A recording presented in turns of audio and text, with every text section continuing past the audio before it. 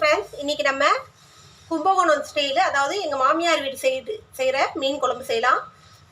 நம்ம வந்து கும்பகோணம் சைடில் வந்து எப்படி மீன் குழம்பு வைப்பாங்களோ அதே போல் வைக்கலாம். எங்கள் மாமியார் வீடு கும்பகோணம். ஸோ அவங்க எப்படி மீன் குழம்பு வைப்பாங்களோ அதே போல் மீன் குழம்பு நான் இப்போ வச்சு காட்ட போகிறேன். அதுக்கு நான் வந்து காணாங்கத்து மீன் வாங்கியிருக்கேன். ஸோ இந்த மீன் வந்து ஒரு 1/2 கிலோ அளவுக்கு வாங்கியிருக்கேன். 1/2 கிலோ மீனுக்கு தகுந்த மாதிரி நம்ம செஞ்சுக்கலாம். அதுக்கு ஃபஸ்ட்டு நம்ம இந்த அரிசி கழுவுன தண்ணி, இது கழனி தண்ணி சொல்லுவாங்க. அரிசியை ஃபஸ்ட் டைம் கழுவி ஊற்றிட்டு 2வது டைமு நல்லா அரிசியை கழுவி எடுக்கிற தண்ணி இது. இந்த தண்ணியில் தான் நம்ம வந்து மீன் குழம்பு செஞ்சால் ரொம்ப நல்லாயிருக்கும். ஸோ இதை வந்து ஃபஸ்ட்டு நம்ம இதில் புளியை ஊற வச்சுக்கலாம். ஒரு நெல்லிக்காய் கொஞ்சம் பெரிய சைஸு, ஒரு நெல்லிக்காயோட கொஞ்சம் பெரிய சைஸ் அளவுக்கு புளி எடுத்திருக்கேன். ஸோ இந்த அளவுக்கு புளி எடுத்துக்கோங்க. 1/2 கிலோ மீனுக்கு இந்த அளவுக்கு புளி எடுத்திங்கன்னா இதை நம்ம இந்த தண்ணியில் ஊற வச்சிடலாம். இது நல்லா ஊறட்டும்.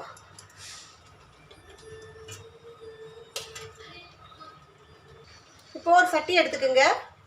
இதில் வந்து இந்த புளியை நல்லா கரைச்சி இந்த புளி கரைசலை இதில் ஊற்றிக்குங்க.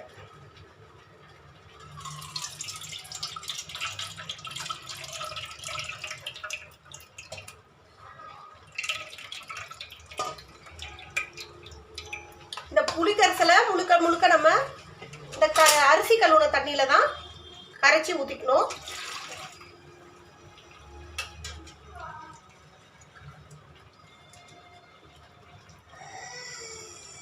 நல்லா புளியில் இருக்கிற மொத்த சாறை இறங்குற அளவுக்கு நல்லா புளியை நல்லா கரைச்சி ஊற்றிக்கிங்க.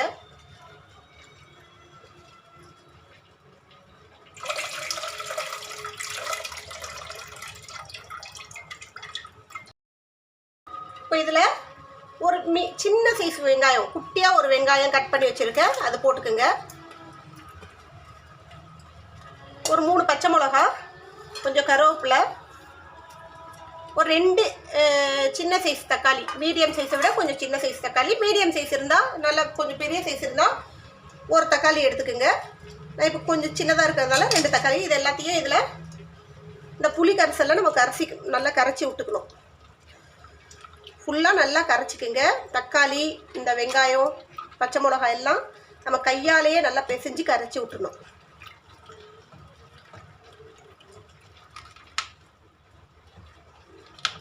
இது கும்பகோணத்தில் வைக்கிற மீன் குழம்பு, அவங்க மீன் ஆனம்னு சொல்லுவாங்க. ஸோ இது கொஞ்சம் வித்தியாசமாக, நான் ஆல்ரெடி நம்ம சேனலில் வந்து மீன் குழம்பு வச்சுருக்கேன். அது வந்து சென்னையில் மெட்ராஸில் எப்படி செய்வாங்களோ எங்கள் சைடில் நாங்கள் அந்த எப்படி செய்வோமோ அந்த மாதிரி வச்சுருக்கேன். இது வந்து கும்பகோணம் மீன் குழம்பு. அவங்க வந்து இந்த மாதிரி தான் வைப்பாங்க. எல்லாத்தையும் இந்த மாதிரி ஃபுல்லாக நல்லா அழுத்தி கரைச்சி விட்டுக்கணும்.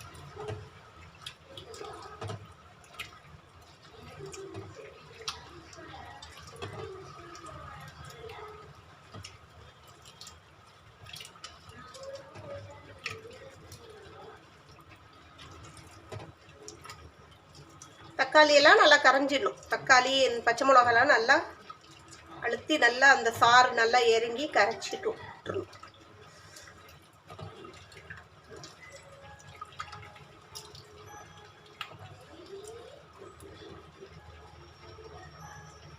இப்போ இதில் நமக்கு எந்த அளவுக்கு குழம்பு வேணுமோ அந்த அளவுக்கு தண்ணியை ஊற்றிக்கலாம். ஸோ தண்ணியை ஊற்றி வச்சுக்கோங்க. இப்போது இதில் ஒவ்வொரு மசாலாவாக நம்ம ஆட் பண்ணிகிட்டே வரலாம். ஃபஸ்ட்டு இதுக்கு தேவையான அளவு மஞ்சத்தூள் போட்டுக்கோங்க. நான் 1 ஸ்பூன் அளவுக்கு மஞ்சத்தூள் போட்டிருக்கேன்.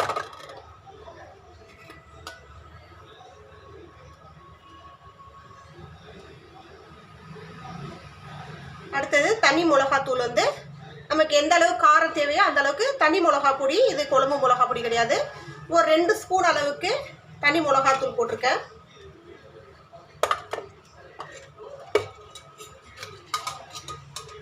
அதோட ஒரு 1/2 ஸ்பூன் அளவுக்கு ஜீரகப்பொடி போட்டுக்கோங்க. ஒரு 1/2 ஸ்பூன் அளவுக்கு பெருஞ்சீரகப்பொடி போட்டுக்கோங்க. ஒரு 1/4 ஸ்பூன் அளவுக்கு மிளகு பொடி போட்டுக்கோங்க. ஸோ இதோட முக்கியமான பொருள் வந்து தனியா பொடி. தனியா வந்து நம்ம வந்து இந்த குழம்புக்கு கொஞ்சம் நிறைய போடணும். ஏன்னா அந்த குழம்புக்கு வந்து திக்னஸ் கொடுக்க போகிறது இந்த தனியா தான். ஸோ தனியா வந்து நான் இந்த மாதிரி ஒரு ஸ்பூனால், ஒரு கரண்டியால் 2 கரண்டி அளவுக்கு போட்டிருக்கேன். ஏன்னா இதில் வந்து முழுக்க அவங்க தனியா தான் அதிகமாக யூஸ் பண்ணுவாங்க. ஸோ இந்த எல்லாத்தையும் போட்டு நம்ம நல்லா கரைச்சிக்கணும்.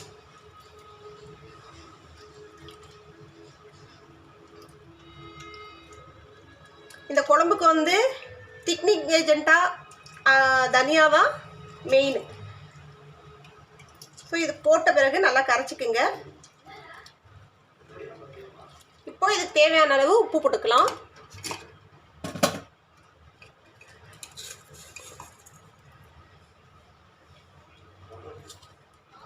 தேவையான அளவு கல்லுப்பு எடுத்து போட்டுக்குங்க. கல்லுப்போ சால்ட் உப்போ ஏதாவது ஒன்று போட்டு இந்த ஸ்டேஜில் வந்து உங்களுக்கு உப்பு காரெல்லாம் புளிப்பெல்லாம் கரெக்டாக இருக்கான்னு டெஸ்ட் பண்ணி பார்த்துக்குங்க. இதுக்கப்புறம் நீங்கள் வந்து உப்பு காரெல்லாம் கொதிக்க போது போடக்கூடாது. ஸோ இப்போவே நீங்கள் வந்து செக் பண்ணிக்கிறோம் உப்பு காரெல்லாம் கரெக்டாக இருக்கா. அப்படி இல்லைன்னா நம்ம எந்த அளவுக்கு காரம் சேர்க்குறோமோ இப்போவே சேர்த்துக்கலாம். உப்பு அதே போல் புளிப்பு கரெக்டாக இருக்கான்னு பார்த்துக்குங்க, அதுவும் சேர்த்துக்குங்க. மாங்காய் போடுறதா இருந்தால் இந்த இருக்கிற அளவு புளிப்பு போதும். மாங்காய் போடலைன்னா கொஞ்சம் புளிப்பு கம்மியாக இருந்தால் போட்டுக்குங்க.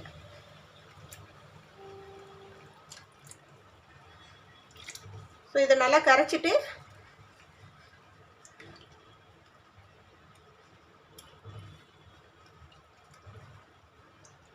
எல்லாம் நீட்டமாக இருக்குது.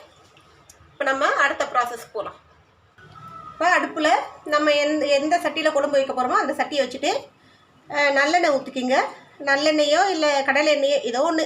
நான் நல்லெண்ணெயை ஊற்றி இன்றைக்கி செய்ய போகிறேன். ஒரு 3 டேபிள் ஸ்பூன் அளவுக்கு நல்லெண்ணெய் ஊற்றிக்குங்க. ஏன்னா மீன் குழம்புக்கு நல்லெண்ணெய் ஊற்றி செஞ்சால் நல்லாயிருக்கும். தேங்காய் எண்ணெயில் செஞ்சாலும் நல்லாயிருக்கும். பட் இந்த மீன் குழம்பு வந்து நம்ம நல்லெண்ணெயில் செஞ்சால் தான் நல்லாயிருக்கும். கும்பகோணம் மீன் குழம்பு.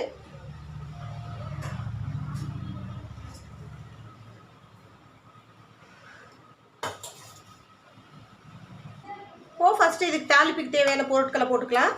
கொஞ்சமாக கடுகு,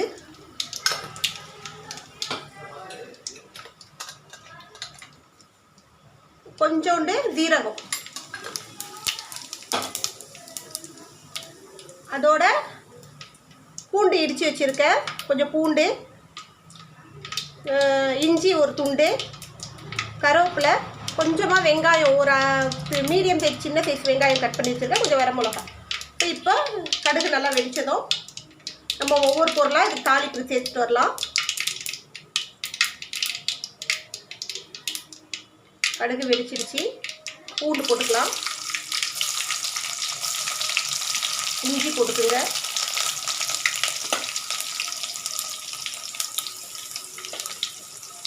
கருவேப்பிலை, கொஞ்சம் வரமிளகா, இதோட வெங்காயம். இதில் என்ன ஹைலைட்டுனா நம்ம வந்து வெங்காயம் தக்காளி இந்த குழம்புக்கு அதிகமாக யூஸ் பண்ண தேவையில்லை. இருக்கிற ஒரு வெங்காயம், ஒரு தக்காளி, பெரிய சைஸ் தக்காளியாக இருந்தால் ஒரு தக்காளி, ஒரு வெங்காயம் யூஸ் பண்ணாலே போதும். இந்த குழம்புக்கு வெங்காயம் தக்காளி அதிகமாக எடுக்காது. அதுக்கு பதிலாக மல்லித்தூள் அதிகமாக சேர்ப்பாங்க. மெயினாக மல்லித்தூள் தான் இதுக்கு அந்த குழம்புக்கு வந்து அந்த டேஸ்ட்டையும் திக்னஸையும் கொடுக்கும். இதை நல்லா வறுத்துக்கணும், நல்லா பொன்னிறமாக வறுக்கணும்.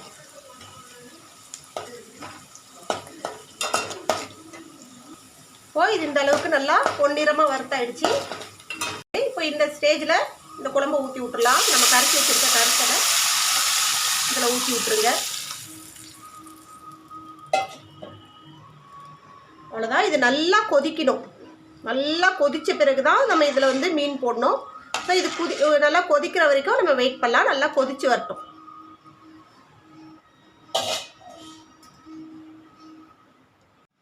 இது நல்லா கொதிச்சிருச்சு.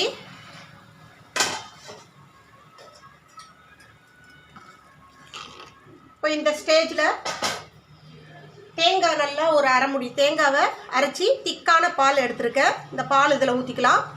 விருப்பம் இருந்தால் தேங்காய் பால் ஊற்றிக்கிங்க, விருப்பம் இல்லாதவங்க அவாய்ட் பண்ணிக்கிங்க. ஸோ இந்த தேங்காய் பால் ஒரு கொதி வரட்டும். இப்போ இதில் நம்ம தேங்காய் பால் ஊற்றிருக்கோம், நல்லா கொதிச்சிருச்சு. இப்போ இந்த மீன் அதில் போட்டுடலாம்.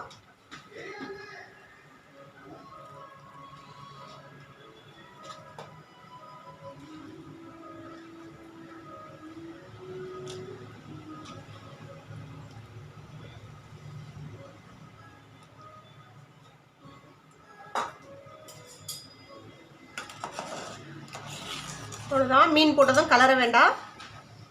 இந்தளவு கொஞ்சம் இது பண்ணி விட்டு இப்போ மூடி விட்டிங்கன்னா நல்லா கொதிச்சு வந்துடும். நமக்கு மீன் குழம்பு ரெடி ஆகிடுச்சு. கும்பகோணம் மீன் குழம்பு. மீன் குழம்பு நல்லா கொதிச்சிருச்சு.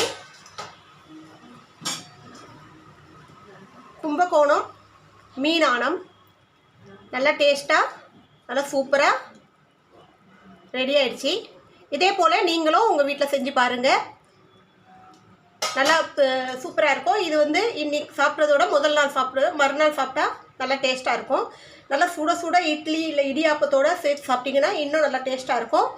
இந்த ரெசிபி எப்படின்னு சொல்லிட்டு எங்களுக்கு கமெண்ட் பண்ணுங்கள். எங்கள் சேனலை ரெகுலராக பாருங்கள். நீங்களும் இதே போல் கும்பகோணம் மீன் குழம்பு, அதாவது கும்பகோணம் மீனானம் செஞ்சு பாருங்கள். எங்கள் சேனலை ரெகுலராக பாருங்கள். ஸோ இன்னொரு ரெசிபியோடு உங்களை சந்திக்க வரை உங்களோட விடைபெறுவது உங்கள் நிஷா. பாய்.